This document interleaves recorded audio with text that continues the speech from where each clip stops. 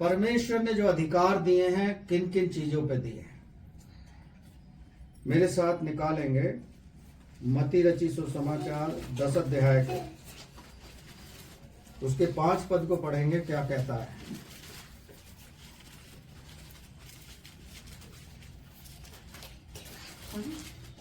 इन 12 को यीशु ने यह आज्ञा देकर भेजा, अन्य जातियों की ओर न जाना और सामरियों के किसी नगर में प्रवेश न करना, क्यों परंतु इज़राइल के घराने ही को खोई हुई भेड़ों के पास जाना और चलते चलते यह प्रचार करो, स्वर्ग का राज्य निकट आ गया है। बीमारों को चंगा करो, मरे हुओं को जिलाओ, कोरियों को शुद्ध करो, दुष्ट आत्माओं को निकालो। तुमने सेमते पाया है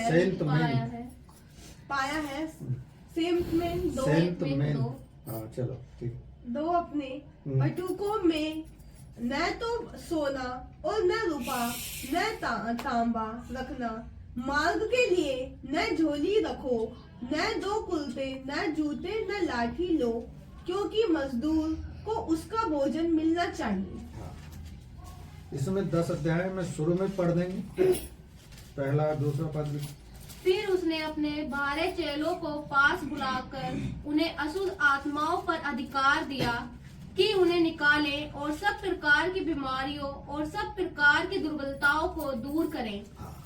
ये अधिकार परमेश्वर ने दिया। चलिए आइए आंखें बंद करेंगे और प्रार्थना करेंगे। धन्यवाद हो प्यारे पिता आज के सुंदर समय के लिए कि प्रभु इन गवाहियों के लिए हम दिल की गहराइयों से धन्यवाद करते हैं मेरे पिता कि आप हर पल हर एक क्षण हमारे साथ रहते हैं। ये आपका वायदा है, आप अपने वायदे को पूरा करते हैं। इन गवाहियों के लिए धन्यवाद करते हुए आज के वचन का प्रकाशन मांगते हैं प्रभु। अधिकार आपने हमें दिए हैं मेरे प्रभु, हम ऑथराइज्ड हैं पिता। तू ही दया करने वाला है, बुद्धि समझ दे, अपनी आत्मा के द्वारा हमारी अगुवाई कर, सहायता करके हम इस वचन को सीखें, समझें और तेरे नाम की महिमा करें प्रभु। जितने यहाँ बैठे हैं हर एक को वो बुद्धि वो समझ दे जो आपने अय्यूब को दी, याकूब को दी प्यारे प्रभु, राजा सुलेमान को दी। हमें भी ऐसी बुद्धि और समझ दे और आत्मा के द्वारा इस वचन को सीख कर तेरी महिमा कर सके। सब कुछ तेरे हाथों में सौंपते हैं, आगे के समय को आपके हाथों में देते हैं। प्रार्थना उद्धार करता प्रभु यीशु के नाम से मांगते हैं, आमीन। तो यहाँ लिखा है 10 अध्याय में कि फिर उसने 12 चेलों को बुलाकर उन्हें अशुद्ध आत्माओं पर अधिकार दिया, उन्हें निकालें और सब प्रकार की बीमारियां पढ़ो मती, मरकुस, लूका, जॉन में साफ कहता है यीशु मसीह जो रोगी उसके पास आते थे कि क्या मैं तेरे लिए कर सकता हूं। यदि सामने वाला ये कह रहा है कि हाँ आप कर सकते हो, तो परमेश्वर ने अधिकार दिया है, उस अधिकार का इस्तेमाल करो। या यूं समझ के चलो कि आपको पास हथियार है और हथियार का आप इस्तेमाल नहीं कर रहे हो। जो एक सैनिक होता है, जो उसे गन दिया गया है, उसका इस्तेमाल करने के लिए दिया गया है, उसे ऐसे ही टांगने के लिए नहीं दिया गया।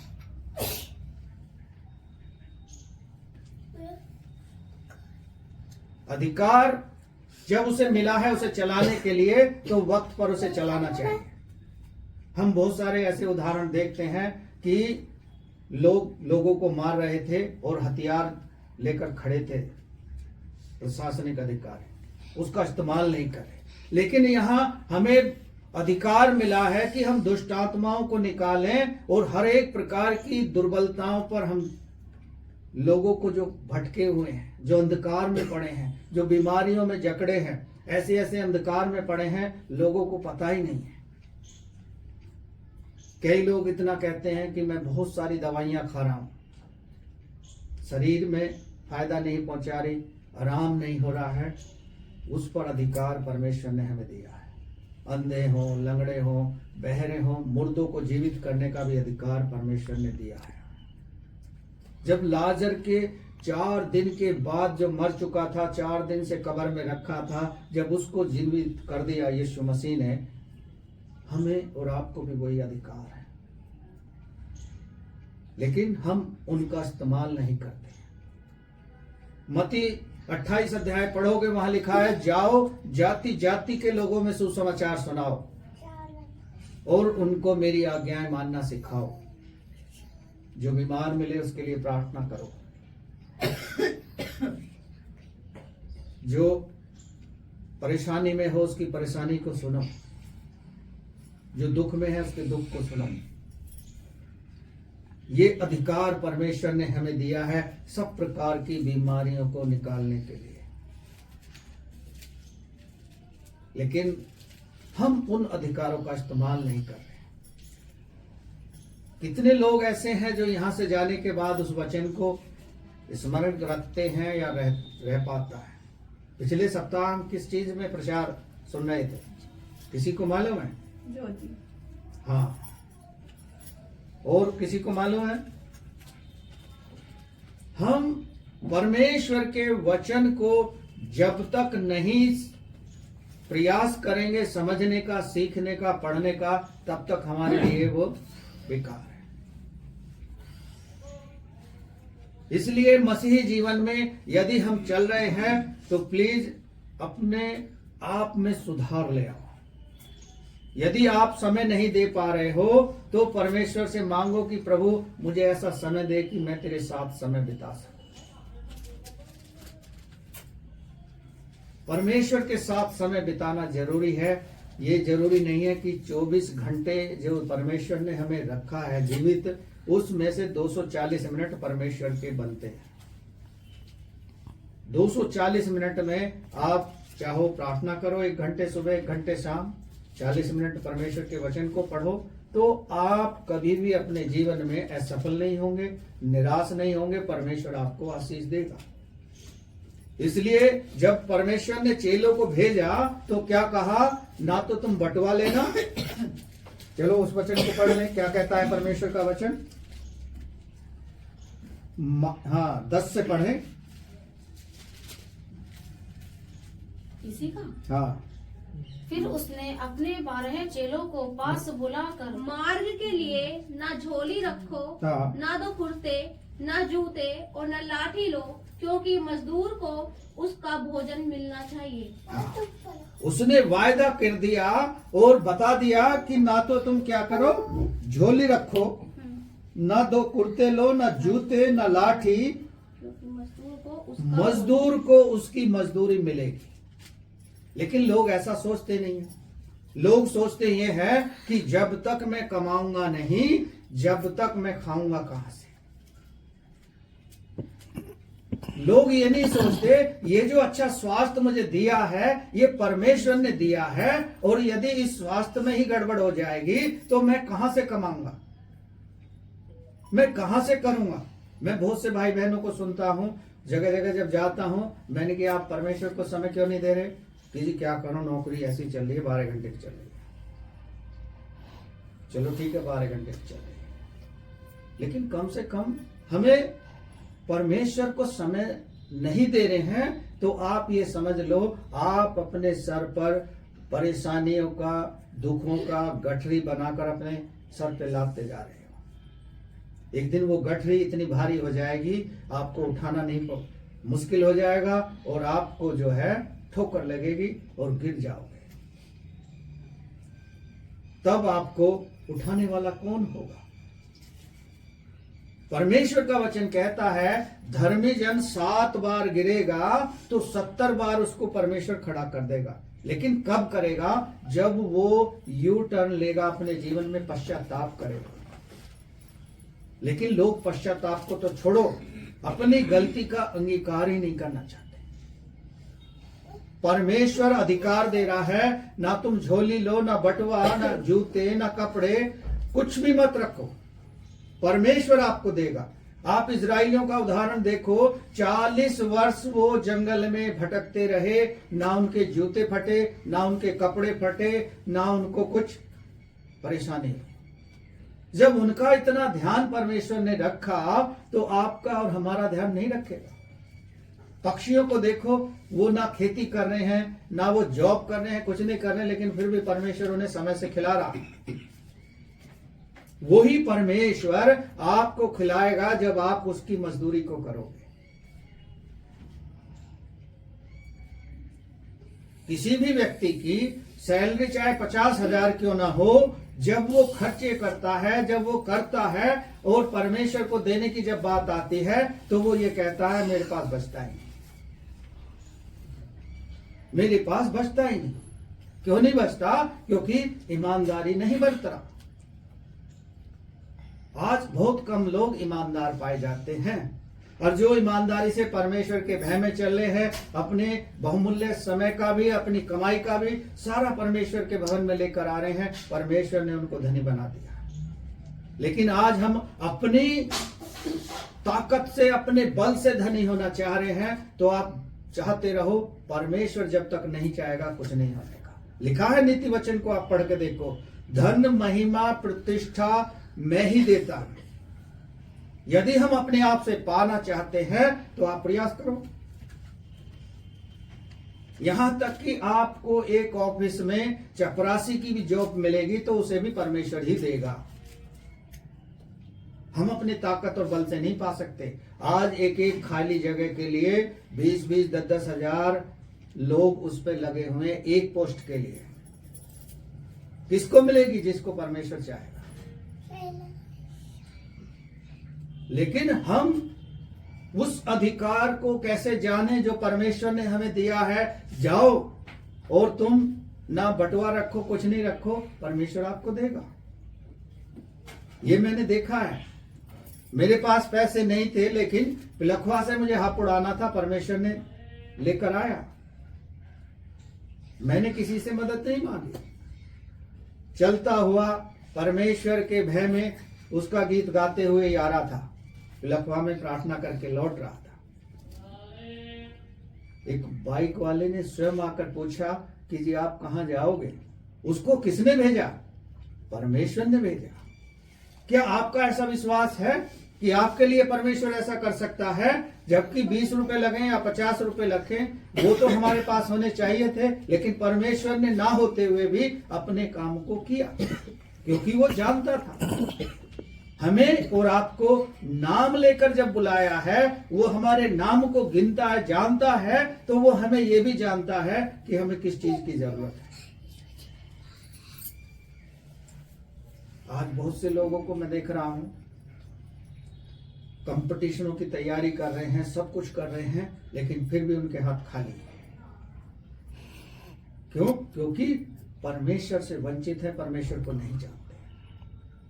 इसलिए यहां कह रहा है वो, ना तो तुम मार्ग के लिए कुछ लो।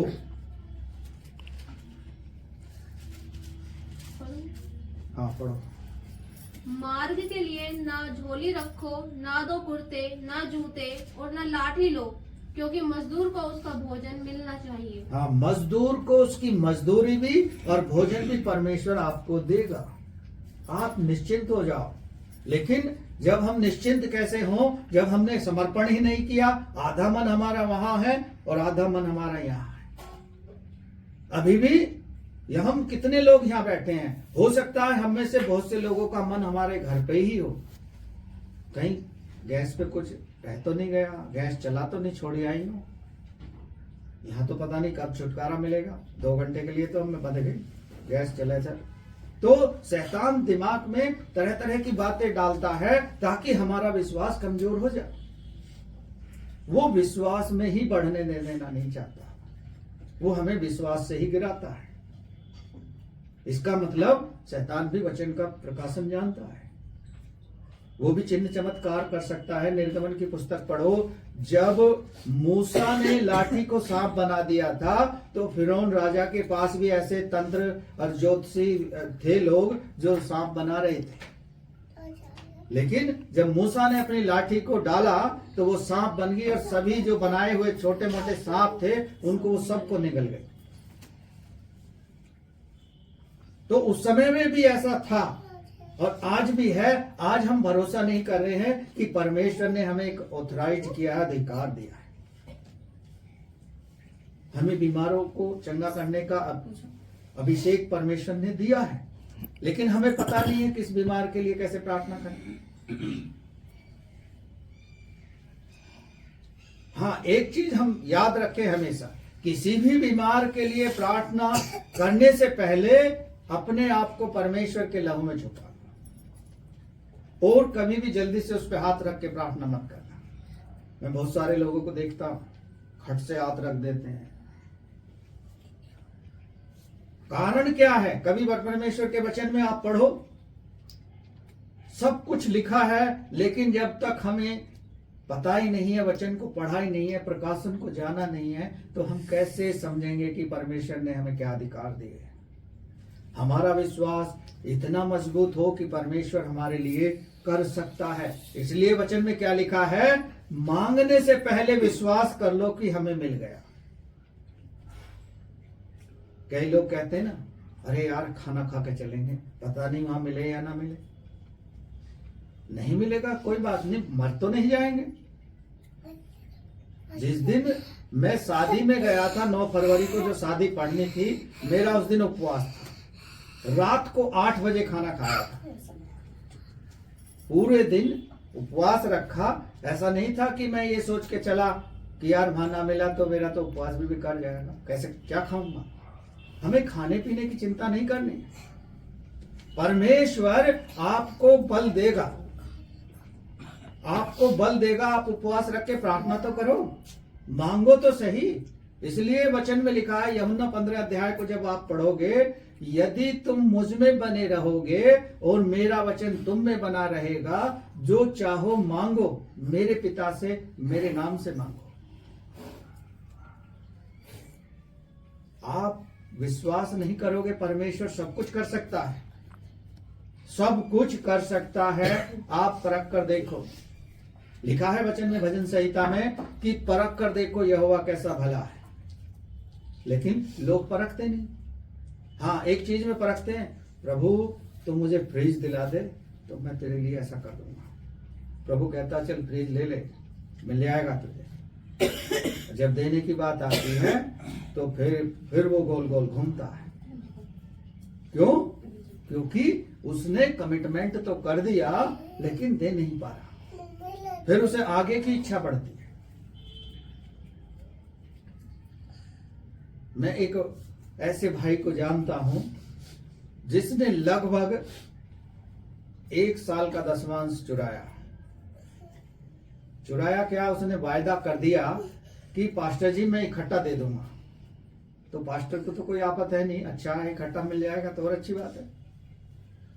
चढ़ता गया, नहीं दिया। सालों बीत गए। अचानक एक ऐसी विपत्ति में फंस गया, लाखों की तो जमीन उसकी बिक गई। क्यों? क्योंकि परमेश्वर के सम्मुख उसने समर्पण तो किया, लेकिन पूरा नहीं किया। बहुत से भाई बहन जोश में इस काम को कर देते हैं कि पास्टर जी मैं बाद में कर दूंगा ऐसा। लेकिन बात तो बात ही है। हम भूल जाते हैं कि परमेश्वर ने अधिकार दिया है, जो उसके मजदूरी कर रहा है उसे भोजन तो मिलेगा ही। परमेश्वर उसे मजदूरी भी देगा, भोजन भी देगा, उसे भूखा नहीं रहने देगा। क्योंकि भजन संहिता में लिखा है एक जगह कि जवान सिंहों को घटी हो सकती है, लेकिन जो परमेश्वर के डरवैये हैं, जो परमेश्वर के भय में चलते हैं, उन्हें किसी भली वस्तु की घटी ना होगी।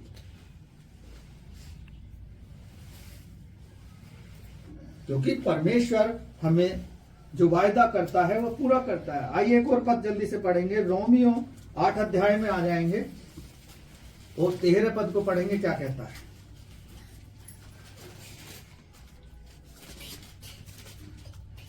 क्योंकि यदि तुम शरीर के अनुसार दिन काटोगे तो मरोगे, यदि आत्मा से देह की क्रियाओं को मारोगे तो जीवित रहोगे।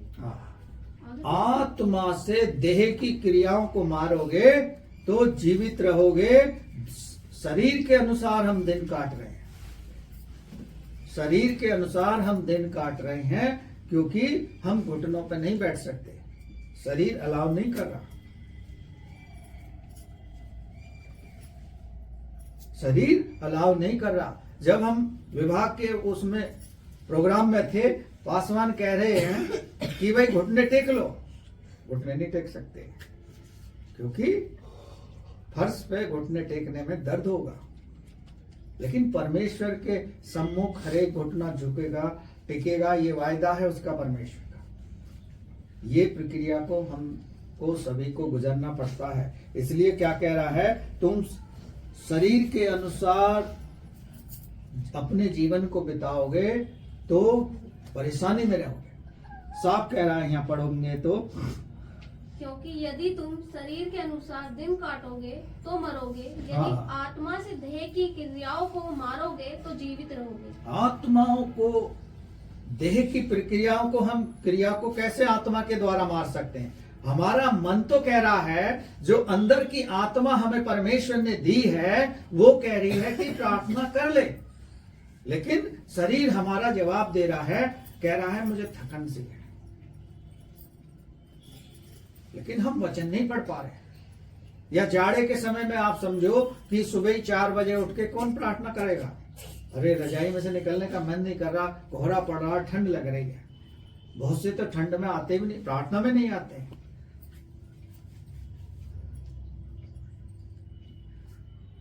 बहुत से कुछ कहते हैं, बहुत से कुछ कहते हैं, लेकिन परमेश्वर ने जो हमें आत्मा दी है वो हमारी देह की प्रक्रियाओं को मानने के लिए दी है। पौलुस कहता है, मैं आत्मा से भी प्रार्थना करता हूं और बुद्धि से भी करता हूं।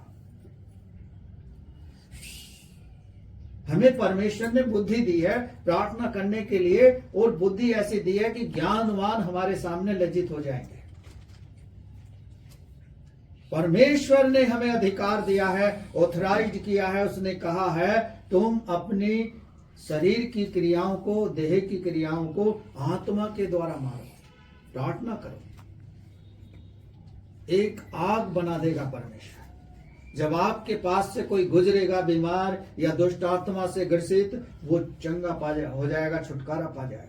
इसलिए पतरस को देखो, जब वो चलता था लोग उसके आगे अपने मरीजों को लिटाते थे ताकि उसकी परछाई पड़ जाए तो वो ठीक हो जाएगा। परमेश्वर के श्रेष्ठ दास बेनी हिन को देखो, जिधर को ऐसे करते हैं उधर के लोग गिर जाते हैं, बीमार चंगे हो जाते हैं। वो ऑथराइज्ड परमेश्वर ने किया है। वो आपको और हमको भी कर सकता है, क्योंकि उसने वही आत्मा दी है जो उनके अंदर काम करती है। आप वचन को पढ़ो, लिखा है एलिशा जब मरने वाला था उस पर एली की आत्मा उतरी। उसने कहा, क्या कहा, यदि तू मुझे जीवित जाते हुए देख लेगा तो मेरी आत्मा तेरे ऊपर उतर आएगी, यदि नहीं देख पाएगा तो नहीं उतर आएगी, नहीं उतर सकती। लेकिन उसने उसको देखा। परमेश्वर हमें प्रार्थना के द्वारा इतना बल देगा, वचन का प्रकाशन देगा। इसलिए तो भजन संहिता में लिखा है, हे यहोवा परमेश्वर अपने मुख का प्रकाश हम पे चमका। जो हम कह रहे हैं, यीशु ने कहा जगत की ज्योति मैं हूं, जो मेरे पीछे हो लेगा अंधकार में ना चलेगा। वो तो परमेश्वर ने हमें दिया है, ज्योति दी है, बुद्धि दी है, समझ दी है, हमें अधिकार दिया है। यदि आपको कोई बीमार आपके रिश्तेदारों में, परिवार में मिलता है, उसको अधिकार दिया है, आप उसे समझाओ और प्रार्थना करो, वो चंगा हो जाएगा। कोई भी दुर्बलता ऐसी नहीं है जिसको हम ना दूर कर सके, परमेश्वर की दया और अनुग्रह के द्वारा। आगे एक और वचन पढ़ेंगे जल्दी से, मेरे साथ निकालेंगे। इफिसी 6 अध्याय में आ जाएंगे।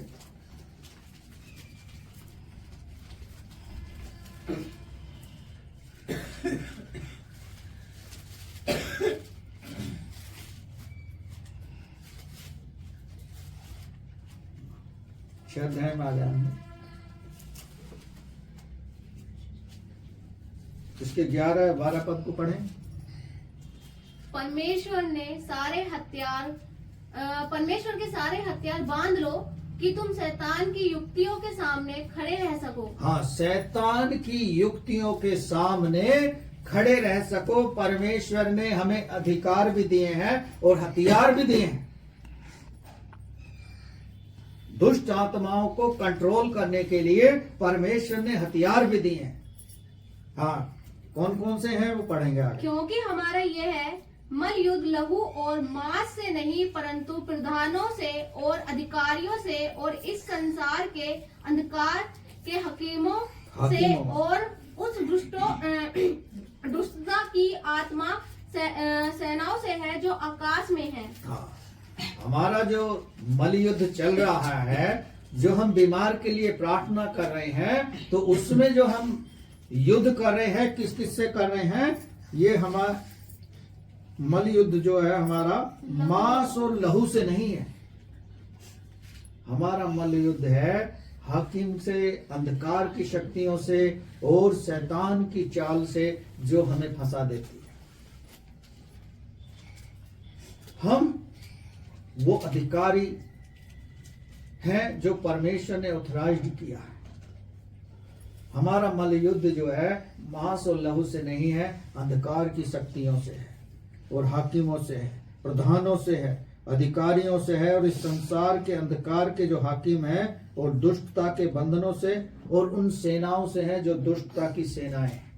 किसी किसी से जब हम दुष्ट आत्मा निकालने जाते हैं ना, वो क्या कहता है? एक नहीं हूं मैं, बहुत सारे हैं। एक जगह हम निकाल रहे थे, वो कह रहे थे ये किताब रख दे और फिर मुझसे बात कर। मैंने कि यही तो हमारा हथियार है। इसी से शैतान डरता है, क्योंकि इसमें उसको काटने वाली हर एक पावर है। इसलिए परमेश्वर का वचन कहता है जो मल युद्ध हम करने जा रहे हैं उसके लिए अपने हथियारों को बांध लो। और वो हथियार हम आगे देखेंगे कौन कौन से हैं, पढ़ेंगे आगे। इसलिए परमेश्वर के सारे हथियार बांध लो कि तुम बुरे दिन के सामने कर सको। हाँ, और बुरे दिन में उनका सामना कर सको। परमेश्वर के जो अधिकार हैं, जो हथियार हैं, जो दिए हैं, उन हथियारों को बुरे दिन के समय में हम इस्तेमाल कर सकें, उनका सामना कर सकें। बीमारी में है, कठिनाई में है, दुख में है, पीड़ा में है, उनका सामना करने के लिए परमेश्वर ने हमें शक्ति दी है, हमें साहस दिया है। और वो हथियार कौन कौन से हैं आगे पढ़ेंगे। और सब कुछ पूरा करके स्थिर रह सको। इसलिए सत्य की अपनी कमर कसकर और सत्य से अपनी कमर कस लो। जो सत्य नहीं बोलेगा उसके जीवन में परमेश्वर काम नहीं करने का, ये ध्यान रखो। इसलिए यहाँ कह रहा है पौलुस कि सत्य से अपनी कमर कसकर और धार्मिकता की झिलम पहनकर। कहते हैं ना, we are the righteousness person, we are the righteousness person, this person is righteousness. ये व्यक्ति धर्मी लगता है, और धर्मी व्यक्ति कौन है? आप और हम बन सकते हैं अपने कार्यों के द्वारा नहीं, परमेश्वर की दया और अनुग्रह और उसके वचन के द्वारा। आगे क्या कहता है? धार्मिकता की झिलम पहनकर और पांवों में मेल के सुसमाचार की तैयारी के जूते पहनकर। मेल मिलाप हमारा है नहीं किसी से, चर्च तो हमारे हैं, किसी से बात भी नहीं करना चाहते, किसी से हाथ मिलाना नहीं चाहते, किसी के गले नहीं लगना चाहते। क्यों? क्योंकि हमने अपना समर्पण नहीं किया। हमारे अंदर पुरानी बातें नहीं निकली हैं। यदि कोई मसीह में है और मसीह में होने के बाद भी पूछ रहा है कि वो किस जाति का है, वो कौन सी जाति है, तो उसने परमेश्वर को अभी सच्चाई से जाना नहीं, उसमें के अंदर सच्चाई नहीं है। इसलिए साफ कह रहा है मेल के सुसमाचार के जूते पहन लो। यदि हमारे किसी से अनबन हो गई है तो उससे मेल कर लो। लिखा है तुम्हारा क्रोध जो है सुबह से लेकर शाम होने से पहले पहले वो क्रोध समाप्त हो जाए। लेकिन कुछ क्रोध ऐसे हैं जो हमारे जीवन में बने रहते हैं। यदि हम उससे मेल मिलाप नहीं कर सकते तो हम उसे क्षमा कर सकते। आज हम अपने अपराधों की क्षमा के लिए क्या प्रार्थना करेंगे? हम अपने ही अपराधियों को नहीं क्षमा करते हैं। परिवारों में देखते हैं छोटे भाई बहन आपस में लड़ते हैं, वो छोटे भाई बहनों के बड़े भाई बहन नहीं करते अपराध क्षमा, छोटा भी नहीं करता। क्यों? क्योंकि मेल और सुसमाचार के जूते उनके अंदर नहीं है, उन्होंने पहने नहीं है। हमारे मसीही जीवन की पूरी नींव परमेश्वर के वचन पर रखी है। जैसे मकान बनाया जाता है ना, आज के समय में पिलर पर यदि मकान ना बनाया जाए तो जल्दी ही भूकंप के समय में ढह जाएगा। इसलिए वचन में लिखा है कि बुद्धिमान ने अपने मकान की नींव किस पर रखी? चट्टान पर। हमारी जो नींव है उस वचन रूपी चट्टान पर रखी है, जो हमें आत्मिकता में आगे बढ़ाए। और यदि हम वचन को नहीं पढ़ रहे हैं और प्रार्थना नहीं कर रहे हैं तो आपको 10 मिनट दुआ करनी मुश्किल हो जाएगी। यदि हम अच्छे से पढ़ रहे हैं, सब कुछ कर रहे हैं, तो आप घंटों दुआ कर सकते हैं। जो लोग कहते हैं ना कि मैं 6 घंटे दुआ करता हूं, 8 घंटे दुआ करता हूं। जब मैं केरल गया था तो एक प्रभु के दास से मिला, वो कह रहे मैं 8 घंटे दुआ करता हूं। आप समझ लो 24 घंटे हमें परमेश्वर ने दी हैं, 24 घंटे में से वो 8 घंटे दुआ करते हैं, तो कितने घंटे बचे? कितने घंटे बच गए? इतने वो बाकी का समय वो अपने लिए व्यतीत करता है। 8 घंटे प्रार्थना करने के बाद उसके द्वारा परमेश्वर कितने बड़े बड़े काम कराता है। जो अधिकार उसे मिले हैं उनका वो इस्तेमाल करता है। बीमार चंगे होते हैं, कैंसर रोगी चंगे होते हैं और अंधे देखने लगते हैं। उसके द्वारा परमेश्वर काम करता है। यदि आप प्रार्थना करोगे 1 घंटा, 2 घंटा, 3 घंटा रोज, तो परमेश्वर आपके द्वारा काम करेगा। लेकिन हमारे अंदर ये मेल के सुसमाचार के जूते और हमारे पास ये हथियार होने चाहिए। आगे क्या कहता है, आगे पढ़ेंगे। और इन सब के साथ विश्वास की ढाल लेकर स्थिर रहो, जिससे तुम उस दुष्ट के सब जलते हुए तीरों को बुझा सको। हाँ, जलते हुए तीरों को बुझा सके। विश्वास की ढाल लेकर स्थिर रहो। ये मत कहो प्रभु ने तो मुझे कुछ नहीं दिया। अरे प्रभु के पीछे जब मैं ज्यादा चलता हूँ तो मुझे दख हो जाता है। रात एक बहन से ऐसे में बात कर रहा था, वो कह रही है जब जब मैं ज्यादा प्रार्थना करती हूँ शैतान मुझे ज्यादा छूता है, शैतान मुझे ज्यादा परेशान करता है। वो करेगा क्योंकि उसकी आदत है, वो नहीं चाहता कि आप परमेश्वर के साथ समय बिताओ। आज 90% हमारा देश अंधकार में पड़ा है, और अंधकार को में पड़ा नहीं है, अंधकार फैलाया जा रहा है। बीते दिनों के लिए हम देख सकते हैं, उदाहरण के तौर पर लोग थाली बजा रहे थे, बीमारी को भगाने के लिए घर की लाइटें बंद कर रहे थे, भग गई बीमारी। बीमारी कभी नहीं भगती। जब नई बीमारी आती है तो पैसे वाला सुरक्षित रहता है, गरीब मारा जाता है। लेकिन हमारा और आपकी रक्षा करने वाला परमेश्वर है। बहुत से लोगों ने जल्दी जल्दी कोविड के इंजेक्शन लगवा लिए, उनको ज्यादा परेशानियां हुई हैं। बीते दिनों में देखा गया है, ये डॉक्टर खुद उनको बता रहे हैं, जिन जिन ने इंजेक्शन लगवाए हैं उनको ज्यादा समस्याएं हो रही हैं, शरीर में ज्यादा उनकी बीमारियां बसी हुई हैं, और जिन्होंने नहीं लगवाई हैं वो भले चंगे घूम रहे हैं। परमेश्वर का अनुग्रह जब तक नहीं होगा तब तक हम अच्छा स्वास्थ्य भी नहीं पा सकते। अच्छी बुद्धि और ज्ञान देने वाला परमेश्वर है, धन महिमा प्रतिष्ठा देने वाला परमेश्वर है, सब कुछ परमेश्वर देता है, सारे अधिकार हमें दिए हैं, लेकिन कब हम उसका इस्तेमाल करेंगे ये अभी हमें पता नहीं है। इसलिए सारे अधिकार हमें मालूम होने चाहिए। आइए एक और बात वचन पढ़ेंगे, उसके बाद समाप्त करेंगे। मरकुस 3 अध्याय में आ जाएंगे और उसके 27 पद को पढ़ेंगे। मरकुस कितना? परंतु कोई मनुष्य किसी बलवंत के घर में घुसकर उसका माल नहीं लूट सकता जब तक कि वह पहले उस बलवंत को बांध ना ले, और तब उसके घर को लूट लेगा। हाँ, बलवंत के घर को कोई कमजोर व्यक्ति नहीं लूट सकता। ऐसे ही आप समझ के चलो कि यदि आप किसी के घर में, किसी के परिवार में, अपने घर में, अपने रिश्तेदारों में किसी के लिए प्रार्थना करने जा रहे हो और उसके अंदर कोई ऐसी अंधकार की शक्ति है जो आप देखते हैं कि हम उस पर जयवंत नहीं हो सकते, तब तक नहीं हो सकते जब तक परमेश्वर नहीं चाहेगा। क्योंकि वो शैतान बलवंत है, लेकिन हमारा परमेश्वर उससे बड़ा महान सामर्थी बलवंत परमेश्वर है। इसलिए हम क्या करते हैं, यही तो होता आ रहा है। कमजोर को सब सता रहे हैं, बलवंत को कोई नहीं सता रहा। कमजोर पे हर कोई जल्दी से टूट पड़ता है। मैं देखता हूं कभी कभी जब जाता हूं,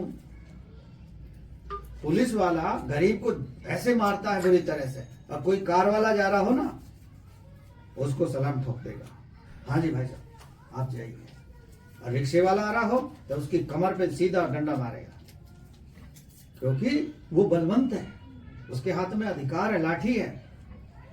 आज अधिकारों को कोई नहीं देख रहा। सच बोलने की भी आज लोगों को सजा दी जा रही है। डर दिखाकर, अपना भय दिखाकर, सत्ता की पावर दिखाकर क्या किया जा रहा है, सब कुछ गलत हो रहा है। लेकिन एक दिन आएगा, गलत करने वालों को परमेश्वर ऐसी सजा देगा, पूरा इतिहास देखेगा, इतिहास बन जाएगा, क्योंकि परमेश्वर ने करा। आप उसको पढ़ो, निर्गमन की पुस्तक को। जब इजराइलियों को निकाल कर मूसा लेकर जा रहा था तो पीछे फिरौन की सेना थी और आगे क्या कहें, लाल समुद्र था। वो फंस गए बीच में। बहुत से लोग कुड़कुड़ाने लगे और मूसा से लड़ने लगे, अरे देख पीछे लोग और आगे पानी, अब तो हमारी मृत्यु निश्चित है। लेकिन परमेश्वर उनके साथ था, परमेश्वर उनका भरोसा था। परमेश्वर ने मूसा से कहा, समुद्र में लाठी मार, ये तुम्हें रास्ता देगा। और रास्ता ऐसा नहीं, आप कहीं भी आप पानी में से गुजरोगे तो गीला मिलेगा, आपको गारा मिलेगी, सब कुछ मिलेगा। लेकिन इजराइलियों के लिए परमेश्वर ने पानी को ऐसे खड़ा कर दिया जैसे दीवार खड़ी हो जाती है, और बिल्कुल सूखे रास्ते वो निकल कर गए, पार हो गए समुद्र। जब फिरौन की सेना उसके अंदर घुसी तो पानी को आज्ञा दी परमेश्वर ने कि इनको डुबो दे, समाप्त हो गया। एक ऐसा राजा, एक ऐसा व्यक्ति जो इजराइलियों को गुलाम बना के रखता था, आज भी ऐसी ही गुलामी का प्रयास हमारे देश में हो रहा है। लेकिन परमेश्वर आएगा और लाल समुद्र की तरह उस सेना को डुबो देगा। वो परमेश्वर है। इसलिए वचन को पढ़ो, परमेश्वर के भय में चलो, उससे प्रार्थना करो, जो चाहो उससे मांगो वो तुम्हें देगा। उसका वायदा है, आप उस पर भरोसा करो, उसे परखो। सारे अधिकार परमेश्वर ने हमको और आपको दिए। परमेश्वर का धन्यवाद। एक और